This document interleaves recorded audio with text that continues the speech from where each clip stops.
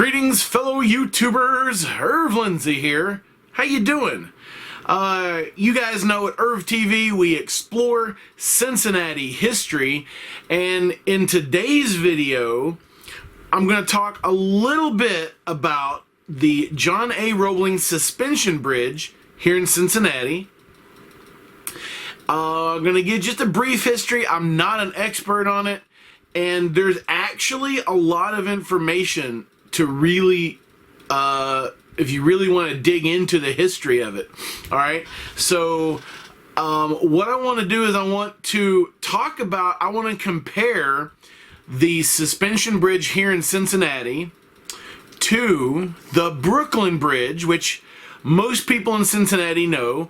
The same man who designed the Brooklyn Bridge first designed a number of other bridges, including the suspension bridge here in Cincinnati, and the guy's name was John A. Roebling. Okay, now, they started building it before the Civil War, and I'll throw up some pictures in a minute.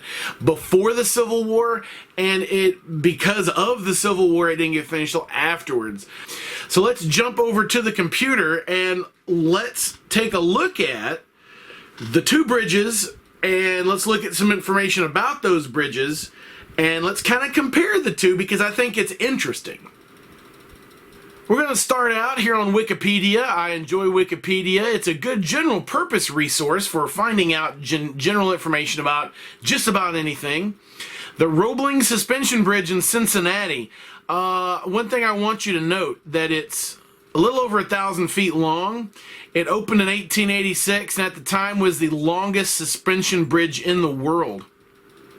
So, although Roebling Bridge predated the subway, it connected to the Dixie Terminal building, which then was supposed to connect to the subway. So we do have a subway connection here, and that's interesting. There would have been a subway connection. So yes, if you haven't heard about the Cincinnati subway, look it up. It's very interesting. I've done a couple of videos on that. All right, so let's go and look at the Brooklyn Bridge. Now, the Brooklyn Bridge is almost 1,600 feet long. Now, there's a picture of it. We're going to go to Google Street View here in a minute.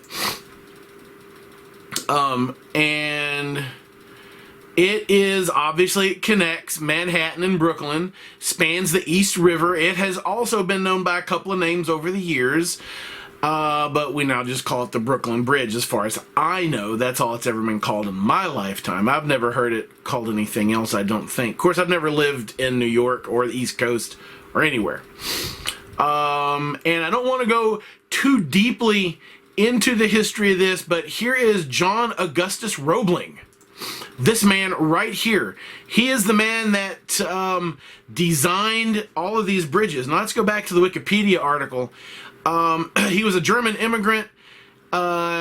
He came to the United States, I guess, in 1852, and he spent 15 years working to sell his idea of this suspension bridge.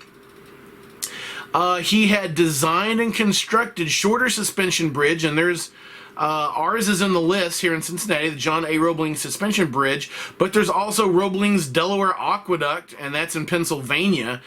Did you guys know that? So yeah, you guys can read through all the rest of this. I'll even scroll down a little more so you'll have it. Go look it up. It's the Brooklyn Bridge. But anyway, here is a set of blueprints you know, for the bridge, for the Brooklyn Bridge, and you can see it has the double archway on it. Going back now to the bridge here in Cincinnati, here's a photo of it. You can see the base, and then you can see it has a single archway. Through that archway goes automobile traffic, and then there is an outer walkway around each side where pedestrian traffic can walk across. All right, now we compare this to the Brooklyn Bridge. You can see, note the difference in the bases. They're very similar if you look at the way they're constructed. Obviously, the Brooklyn Bridge is bigger. It is double archway, and it has one lane of traffic going across this way, and on the other side through the other arch, this lane of traffic comes this way, and there's an elevated portion across which bicycle and pedestrian traffic can walk. This is the walkway up above the bridge, and we can kind of travel just like we do on any Google Street View. And we can go all the way down here, and we can see, oh wow, they actually have vendors. See, I've never been here. You guys ever been on the Brooklyn Bridge? That's pretty cool. And so it is ginormous and old. And here's our bridge here in Cincinnati, and you can clearly see the pedestrian areas on the sides. And then there's two very simple lanes of traffic going across. And you can see ours, and ours is dated 1865. That's when that one was built. And it's pretty darn cool. Are there any... here's a little side photo. This is what it looks like if you're standing on the pedestrian area on the side of it. Yeah, pretty cool, guys. Pretty cool. Let's see if there's any on this side. There's another one over here. Little photo bubbles. And you can see down below, it's whoever took the picture standing there. Pretty neat. Pretty good view of Cincinnati.